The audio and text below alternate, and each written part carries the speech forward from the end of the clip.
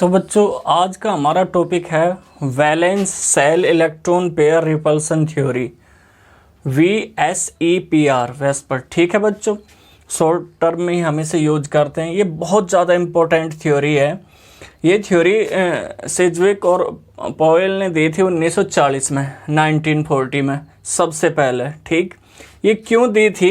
ये इस वजह से दी थी, जो लुईस कंसेप्ट थी वो मॉलिक्यूल की शेप को एक्सप्लेन नहीं कर पाई। ठीक है बच्चों, मॉलिक्यूल की शेप या ज्योमेट्री कैसी होनी चाहिए इसके बारे में लुईस ने कोई भी अपनी कंसेप्ट नहीं दी। तो उनके फेलियर की वजह से फिर 1940 में 1940 में सिज्विक और पॉवेल ने अपनी एक कंसेप्ट दी। ठीक है, जिसे कहा गया रिपल्सन थ्योरी वैसे पर। ठीक है, लेकिन इसमें इम्प्रूवमेंट भी हुआ बाद में, और इसे इम्प्रूव किया नाइहोल्म और गिलेस्पी ने 1957। तो ये आप चाहो तो याद कर सकते हो, नहीं तो इसकी कोई ज़रूरत नहीं हिस्ट्री में जाने की कि किसके द्वारा दी गई। ठीक है बच्चों, थोड़ा सा हमने आपको बता दिया कि किसके द्वारा दी गई 1940 में, और फिर इसे इम्प्रूव किसने किया। ठीक है, और इसका आने का मेन रीज़न वो ज़रूर आपको पता होना चाहिए, क्योंकि जो लुईस कंसेप्ट थी उन्होंने जो मॉलिक्यूल की शेप असल में क्या होनी चाहिए उसके बारे में अपनी थ्योरी में कोई एक्सप्लेनेशन नहीं दिया था। ठीक है, तो उनके फेलियर की वजह से फिर ये valence shell electron pair repulsion theory आई।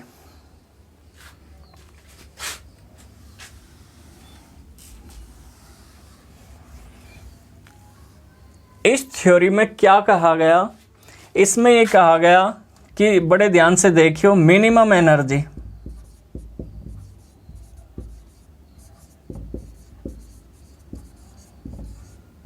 और मैक्सिमम स्टेबिलिटी,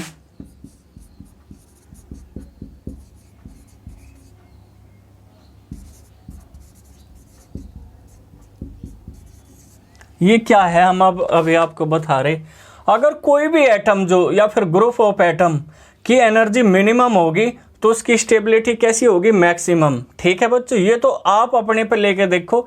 जैसे आप स्कूल में जा रहे बच्चों, तो सवेरे आप खाना नाश्ता करके आते हो तो आप में बहुत ज़्यादा एनर्जी होती है, कभी इधर कूद कभी उधर कूद, जंप करते रहते हैं। लेकिन जैसे जैसे पीरियड 4, 5, 6, 7, 8 पीरियड तक आप आते हो तो आपकी एनर्जी डाउन हो चुकी होती है। ठीक है बच्चों, और आप एक जगह बैठ जाते हो। ठीक उसी तरीके से जो एटम्स हैं या ग्रुप ऑफ एटम्स हैं, अगर वो सेंट्रल एटम से अटैच होंगे और उनकी जो एनर्जी है वो मिनिमम होगी तो उनकी स्टेबिलिटी क्या होगी? मैक्सिमम। और जो मैक्सिमम स्टेबिलिटी होगी तो वो ही उसकी क्या होगी? शेप होगी। वहीं पे वो क्या करेंगे? शेप ले लेंगे, या वो इसकी ज्योमेट्री होगी किसी भी तो इन्होंने अपने कुछ पोस्टुलेट दिए, वो पोस्टुलेट देख लो क्या है। The electrons pair surrounding the central atom repel one another and move so far apart from one another that there are no further repulsions between them. As a result, the molecule has minimum energy and maximum stability. जो इन्होंने minimum energy और maximum stability की बात की, ये क्या कह रहे? इन्होंने कहा कि जब भी जो एटम्स या ग्रुप ऑफ एटम्स हैं वो सेंट्रल एटम, ये जैसे आपका सेंट्रल एटम हो गया,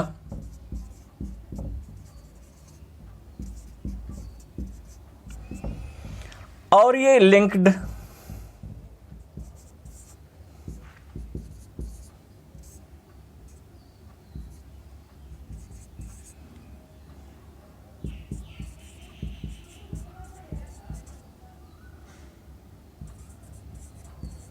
ये भी लिंक्ड एटम और ये भी। तो जो सेंट्रल एटम है, ठीक है बच्चों, इससे जो एटम्स या ग्रुप ऑफ एटम्स अटैच हो रहे उनके बीच अगर क्या होगा? मिनिमम रिपल्सन होगा। मिनिमम रिपल्सन का मतलब क्या है? ये इतना रिपल्सन अगर ये कर चुके हैं कि एक दूसरे से बहुत दूर जा चुके हैं। जैसे अगर आप देखो कोई भी ए इसके आसपास है, ये बी, ये सी और ये डी ले लिया हमने, इनमें आपस में दुश्मनी है। ठीक है, अगर ये पास पास रहेंगे तो दोनों क्या करेंगे? लड़ाई करेंगे एक दूसरे से। ठीक है, एक दूसरे से क्या करेंगे? लड़ाई, एक दूसरे को मारपीट करेंगे। लेकिन अगर ये मैक्सिमम दूरी पर चले जा रिपल्सन की वजह से, अपनी दुश्मनी की वजह से, तो फिर इनके बीच कोई रिपल्सन यानी कोई लड़ाई नहीं होने की। ठीक इसी प्रकार से जो सेंट्रल एटम है, अगर उससे एटम या ग्रुप ऑफ एटम मैक्सिमम दूरी पर हो और उनके बीच उस टाइम कोई भी रिपल्सन ना हो रहा हो, तो उस टाइम क्या होगा बच्चों, इनकी मिनिमम एनर्जी होगी और मैक्सिमम स्टेबिलिटी होगी। तो इन्होंने अपनी थ्योरी में ये कहा था, ठीक है बच्चों, कि सब कुछ जो डिपेंड करता है किसी भी ज्योमेट्री, किसी भी मॉलिक्यूल की, वो सेंट्रल एटम पे डिपेंड करेगी। किस पे डिपेंड करेगी, बड़े ध्यान से सुनियो। ज्योमेट्री जो होगी मॉलिक्यूल्स की, शेप्स जो होगी मॉलिक्यूल्स की, वो कहीं पर डिपेंड करेगी, शेप जो है वो डिपेंड करेगी सेंट्रल एटम पे। किस पे बच्चों, सेंट्रल एटम पे। ठीक है, ये सेंट्रल एटम होगा और इसकी जो आउटर मोस्ट सेल है, ये लिखा भी valence shell electron pair repulsion. Valence shell यानी जो सबसे बाहर की सेल होगी, जो उसमें इलेक्ट्रॉन्स प्रेजेंट होते हैं, वो आपस में रिपल्सन करेंगे। वो उसके भी रिपल्सन करने के दो तरीके हैं। एक तो होता है बच्चों लोन पेयर। लोन पेयर का मतलब है 2 इलेक्ट्रॉन्स। ठीक है, एक होता है बॉन्ड पेयर, इसका मतलब 2 इलेक्ट्रॉन्स। ठीक, तो लोन पेयर क्या होगा, जो अकेला है, बिना विदाउट बॉन्डिंग है। और बॉन्ड पेयर अगर दूसरे एटम के साथ क्या किया जा रहा है, बॉन्डिंग करी जा रही, तो इस पे भी बहुत ज्यादा डिपेंड करेगा रिपल्सन हो कितना हो रहा है और कितना नहीं हो रहा। अगर सेम टाइप के एटम अटैच हैं इससे, सेंट्रल एटम से, कैसे सेम टाइप के, तो उनमें जो एनर्जी लेवल होगा वो सबका सेम होगा और इसे रेगुलर ज्योमेट्री कहा जाएगा। अगर जो सेंट्रल एटम है उससे सेम टाइप के एटम्स अटैच होंगे, तो इस टाइप की जो ज्योमेट्री बनेगी उसे क्या कहा जाएगा, रेगुलर ज्योमेट्री कहा जाएगा। ठीक है बच्चों, कैसा कहा जाएगा उसे, रेगुलर ज्योमेट्री कहा जाएगा। ये बड़े ध्यान से देखियो। ठीक है, लेकिन अगर डिफरेंट टाइप्स के हैं, अगर डिफरेंट टाइप्स के हैं, जैसे उसमें देख रहे बी सी डी, इसमें रिपल्सन भी डिफरेंस होगा। भाई इसका एनर्जी लेवल अलग है, इसका एनर्जी लेवल अलग है और इसका एनर्जी लेवल अलग होगा, तो इसमें डिफरेंस होगा। ठीक है, और डिस्टोर्टेड क्या होगी, डिस्टोर्टेड क्या होगी, डिस्टोर्टेड यानी विकृत।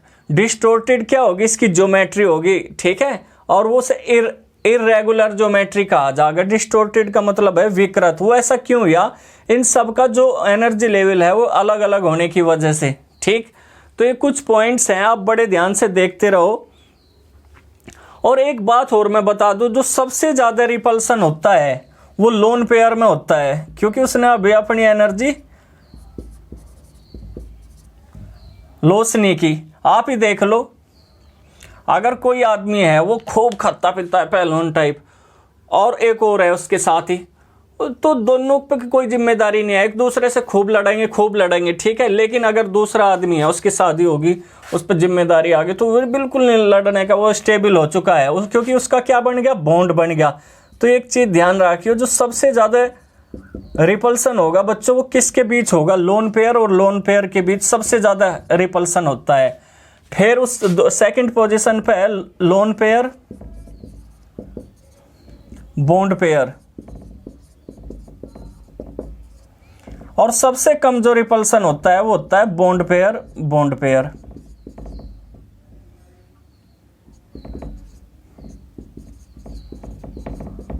क्योंकि ये बॉन्ड बनाने में अपनी एनर्जी क्या स्पेंड कर चुके होते हैं, खो चुके होते हैं, और इनकी एनर्जी अभी बॉन्ड ही नहीं बनाया, खोई नहीं। तो अगर दो एंड पे लोन पेयर, एक एंड पे अगर सपोज करो यहां पे भी लोन पेयर है, अगर यहां पे भी लोन पेयर है, ठीक है, और इस जगह भी लोन पेयर है, लोन पेयर इस तरीके से, ठीक है, और ये भी आपका लोन पेयर हो गया, तो जो मैक्सिमम रिपल्सन होगा इनके बीच इतना रिपल्सन नहीं होने का। ये लोन पेयर, ये बॉन्ड पेयर का मतलब ये है कि एक इलेक्ट्रॉन इसका और एक इलेक्ट्रॉन इसका। ठीक है बच्चों, तो मैक्सिमम जो आप ध्यान रखना रिपल्सन होगा वो लोन पेयर के बीच होगा। उसके बाद अगर एक एंड पर लोन पेयर है, बॉन्ड पेयर, तो उनके बीच होगा। ये सारी बातें आप ध्यान से सुनते रहें, नोट करते रहें। मैं फिर से रिपीट कर रहा कि जो इलेक्ट्रॉन पेयर होते हैं किसके सराउंडिंग, सेंट्रल एटम के, सेंट्रल एटम जैसे हम बार बार बता रहे हैं आपको, सेंट्रल एटम के सराउंडिंग जो पेयर्स होते हैं, इलेक्ट्रॉन्स पेयर होते हैं, अगर ये सेंट्रल एटम है, इसके चारों ओर को जो इलेक्ट्रॉन्स हैं बच्चों इस तरीके से वो रिपल्सन करते हैं। क्या करेंगे? वो रिपल्सन, चाहे वो बॉन्ड पेयर में हो चाहे लोन पेयर में, और ये रिपल्सन करके एक दूसरे से मैक्सिमम डिस्टेंस पे चले जहाँ उनकी एनर्जी क्या होगी? मिनिमम होगी। और जब उनकी एनर्जी मिनिमम होगी तो उनकी स्टेबिलिटी कैसी होगी? मैक्सिमम होगी। सबसे बड़ा पॉइंट ये है। और हमने एक बात और बताई कि जो ज्योमेट्री है या शेप है, शेप्स ऑफ मॉलिक्यूल पूरी तरीके से डिपेंड करेगी कहीं पे? सेंट्रल एटम पे। ये जो लिंक्ड एटम है उस पर डिपेंड नहीं करती। और सेंट्रल एटम के भी वैलेंस सेल इलेक्ट्रॉन जो होंगे,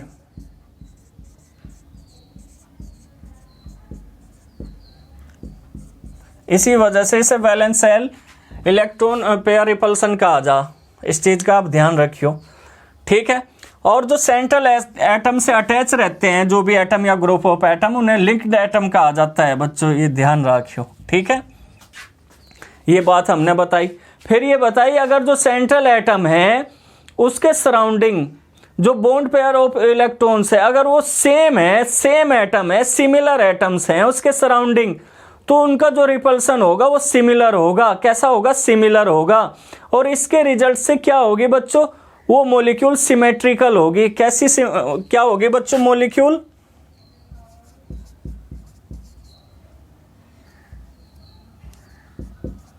सिमेट्रिकल,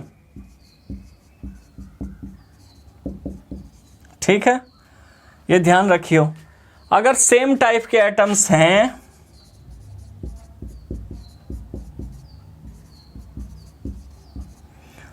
तो उसके लिए जो मॉलिक्यूल होगा वो सिमेट्रिकल होगा, ठीक। और जो ज्योमेट्री होगी इसकी वो कैसी होगी? रेगुलर।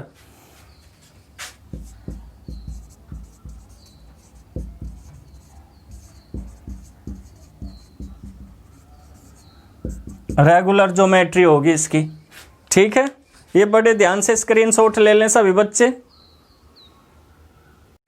तो बच्चों अब हम आपको इसकी टाइप्स बताओगे, कितने कितने टाइप्स के मॉलिक्यूलर फॉर्मूले हो सकते हैं।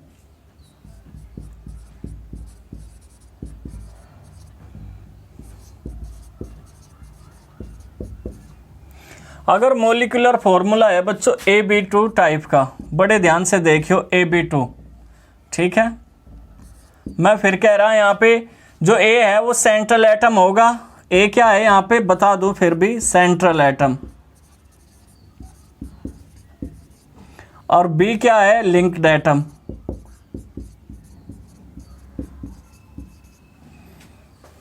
बड़े ध्यान से देखते रहें सभी बच्चे, कुछ चीजें हैं जो हर एक में बताई जाएगी। बॉन्ड पेयर, बॉन्ड पेयर होंगे इसमें 2, ये है ना 2 B के साथ जुड़ रहा। लोन पेयर, ये चीजें आपको ध्यान रखनी होगी। 0, कोई लोन पेयर नहीं है इसमें, ठीक है बच्चों। शेप या ज्योमेट्री भी हम इसे कह सकें। शेप कैसी होगी? लीनियर होगी।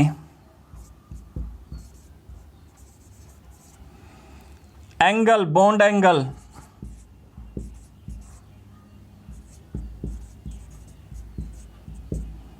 / 180 डिग्री। ये सारी बातें आपको नोट करनी है। बॉन्ड पेयर कितने होंगे, लोन पेयर्स कितने होंगे, ठीक है बच्चों। शेप कैसी है? लीनियर। एग्जाम्पल जैसे CO2 है,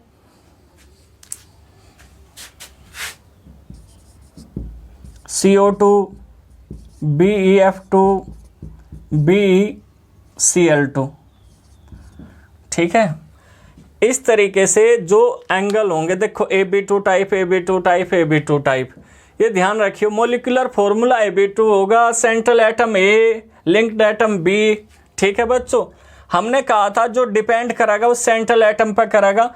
बॉन्ड पेयर इसमें 2 है, लोन पेयर कोई नहीं। शेप लीनियर है। लीनियर किस तरीके से है वो देख लो आप।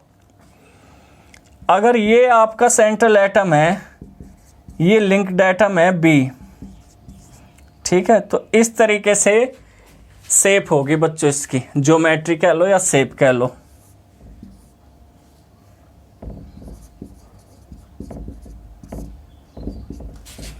जैसे यहाँ कार्बन हो गया और ये हो गए जी आपके ऑक्सीजन। ठीक है, तो सभी बच्चे नोट करते रहे इसे।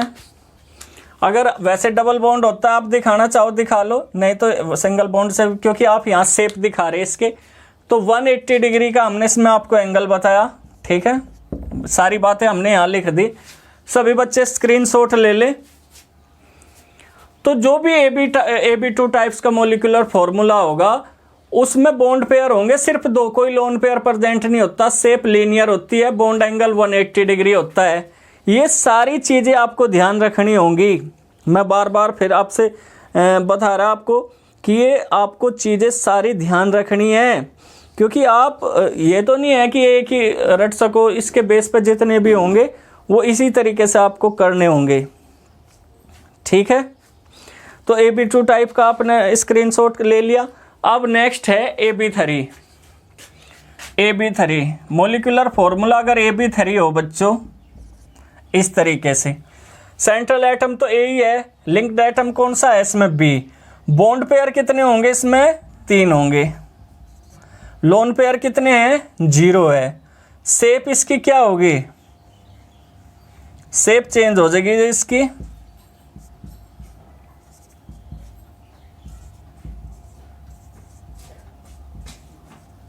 Triangular planar.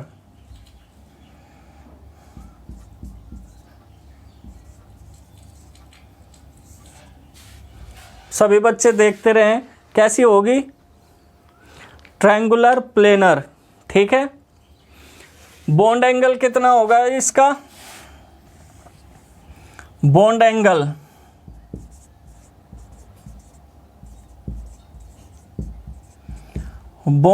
होगा 120 डिग्री। ठीक है, एग्जाम्पल देख लो सभी इसके, BF3,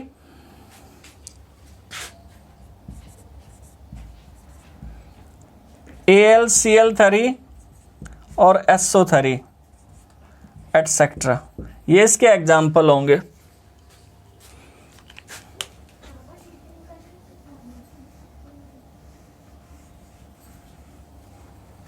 ठीक है बच्चों, तो इसकी जो शेप होगी वो कैसी होगी, यहां पे देखें सभी बच्चे।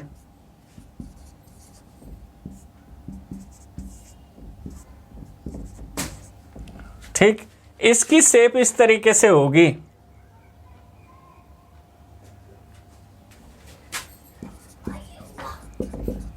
वन 120 डिग्री एक ही प्लेन में होंगे सारे बॉन्ड। ठीक है बच्चों, कोई लोन पेयर नहीं है, ट्रायंगुलर प्लेनर इसकी स्ट्रक्चर है। ठीक है, ज्योमेट्री। एग्जाम्पल ले लो BF3 का। जैसे हमने बताया बोरोन है, कितनी फ्लोरीन के साथ अटैच है 3। ये आपकी फ्लोरीन होगी, ये आपकी फ्लोरीन इधर और ये फ्लोरीन इधर। ठीक है, अगर मैं आपको इन्हें जोड़ के दिखाऊं तो इस तरीके से इसकी शेप बन गई, ये देख लो। ठीक है, सभी बच्चे स्क्रीनशॉट ले लें।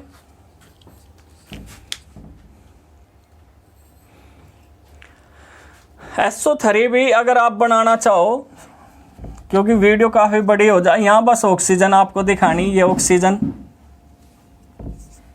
ये आपका SO3 हो गया। ठीक है, ऑक्सीजन। तो ऑक्सीजन भी जो होता है वो SO3 भी जो होता है वो AB3 टाइप में आएगा।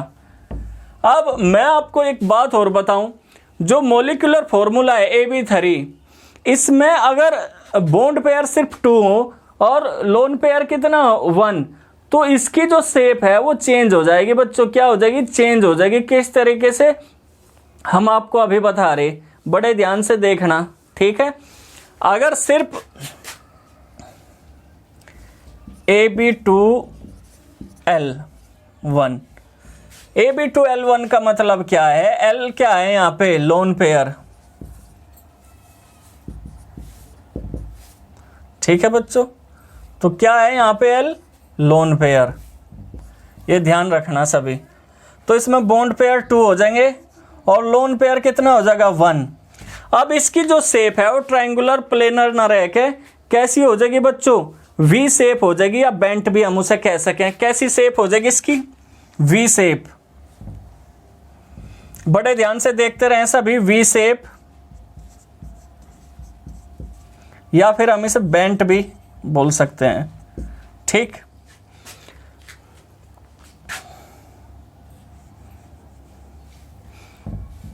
अब इसके एग्जाम्पल देख लो सभी बच्चे।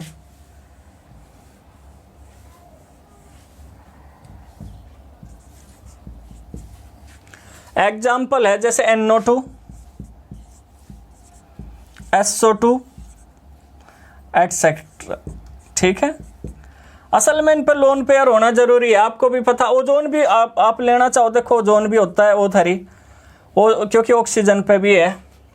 तो किस तरीके से होगा अगर हम NO2 ही बनावें, आपको पता है इस पर एक लोन पेयर होता है, तो हम इस तरीके से उसका लोन पेयर, ये ऑक्सीजन होगी और ये भी ऑक्सीजन होगी। ठीक है, इसके साथ एक के साथ कोऑर्डिनेट बॉन्ड बनाता है, फॉर्म करता है, आपको मालूम है। आप इस तरीके से भी इसे दिखा सकते हो। तो इसकी शेप भी ऐसे ही होगी, इससे वी शेप कहा जाएगा। क्या कहा जाएगा बच्चों, वी शेप। बना ले सभी बच्चे। और जो लोन पेयर है वो इस तरीके से दिखाया जाएगा। तो शेप कैसी है बच्चों इसकी, वी शेप या फिर बेंट। SO2 भी सेम होगा, SO2। ठीक है, देखो हो गया कि नहीं।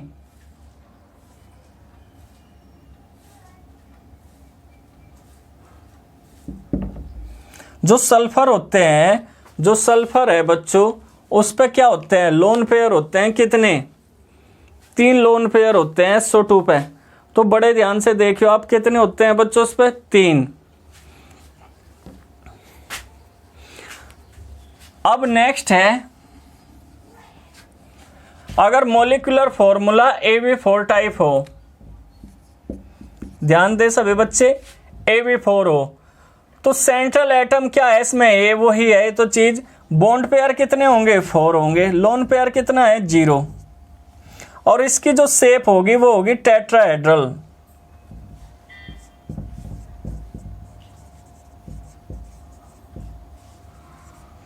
टेट्राहेड्रल मोस्ट इंपोर्टेंट है, काफी एग्जाम में पूछी जाती है ये। और इसका जो बॉन्ड एंगल होगा बच्चों,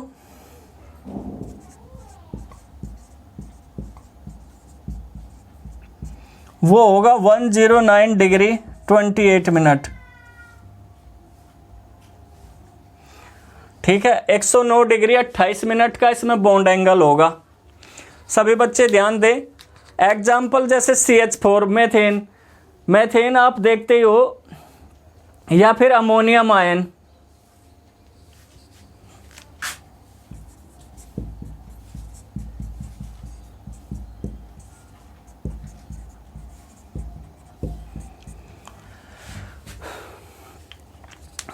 तो फॉर्मूला अगर AB4 है तो बॉन्ड पेयर 4 हो, लोन पेयर कोई ना हो, शेप टेट्राहेड्रल होगी, bond angle 109 degree 28 minute, ammonium ion या मीथेन। ठीक है बच्चों, तो किस तरीके से शेप होगी आप वो देख लो।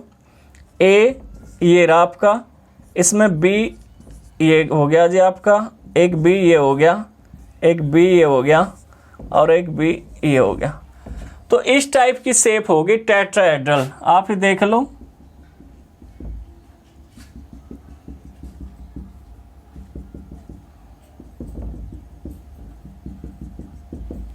ये इसकी शेप कैसी है बच्चों, टेट्राहेड्रल।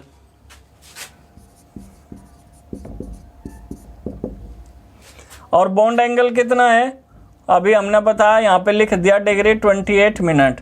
तो सभी स्क्रीनशॉट ले ले बच्चे इसका। अगर हम यहाँ मेथेन का करें एग्जाम्पल ले, अगर मेथेन कर दें तो B की जगह क्या आ जाएगा, लिंक्ड एटम क्या है, हाइड्रोजन। तो अब मुश्किल नहीं है, अगर आप टाइप जान गए बच्चों तो मुश्किल नहीं होने का। ठीक है, इस तरीके से।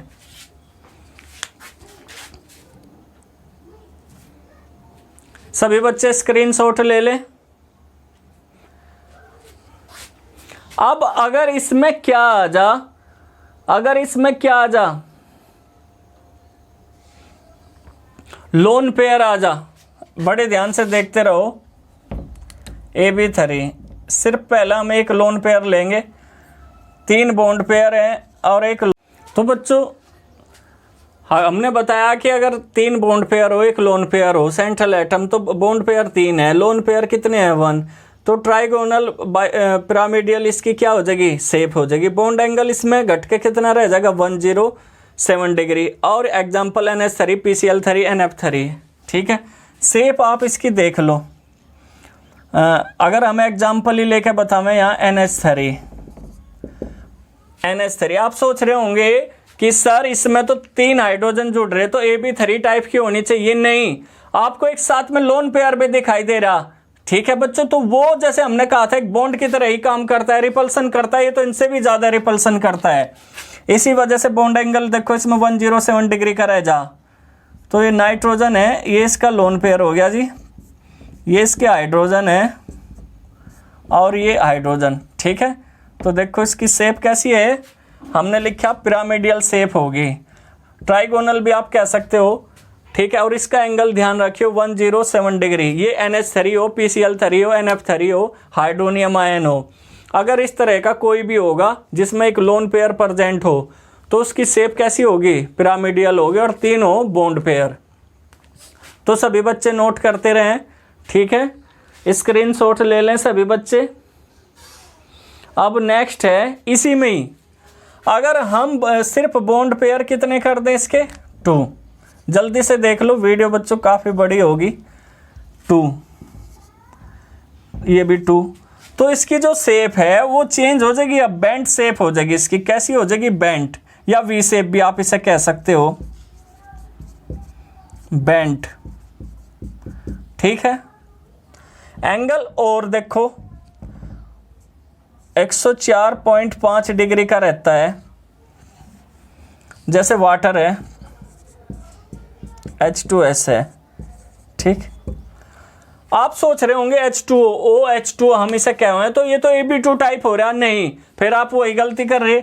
आप गलती क्या कर रहे हैं, अगर आप H2O को देखते हो बच्चों, तो इसमें ऑक्सीजन में 2 लोन पेयर भी है, तो 2 बॉन्ड पेयर और 2 लोन पेयर होने की वजह से इसकी स्ट्रक्चर कैसी होगी, मॉलिक्यूलर फॉर्मूला AB2L2 होगा, ठीक है। बड़े ध्यान से देखते रहें। अब इसमें क्या आगे, 2 लोन पेयर आगे। तो जो शेप है इसकी ऑक्सीजन की वो वी शेप आ गई। कैसी आ जाएगी बच्चों, वी शेप, इस तरीके से वी शेप या बेंट शेप भी हम इसे कह सकें। और इसमें एक और लोन पेयर आ गया, ये आ गया, ठीक है। तो इस तरीके के इसकी क्या होगी, एंगल जैसे हमने बताया है, इसका बॉन्ड एंगल जो होगा 104.5 डिग्री का होगा। वो इस वजह से है क्योंकि रिपल्सन और ज़्यादा बढ़ जा, बॉन्ड पेयर इसमें रिपल्सन क्या होगा बच्चों, और ज़्यादा इंक्रीज हो जाएगा, क्योंकि हमने कहा था लोन पेयर के बीच क्या हो, ज़्यादा रिपल्सन होता है, तो और ज़्यादा दूर धकेल लेंगे। जब ये और ज़्यादा दूर धकेल लेंगे तो इसका जो एंगल है ये क्या हो जाएगा, घट के कितना रह जाएगा, 104.5 डिग्री।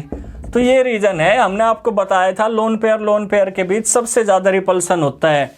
तो ध्यान रखियो AB2Cl2, ये सारी चीज़ें आप स्क्रीनशॉट ले लें। अब इसके आगे का जो AB5 है और AB6 वो नेक्स्ट वीडियो में होगा, क्योंकि वीडियो ऑलरेडी काफ़ी बड़ी हो चुकी है, ठीक है। इसी वजह से हमने थोड़ी शॉर्ट करने की भी, एडिट करने की कोशिश करी कि वीडियो ज़्यादा बड़ी ना हो, ठीक है।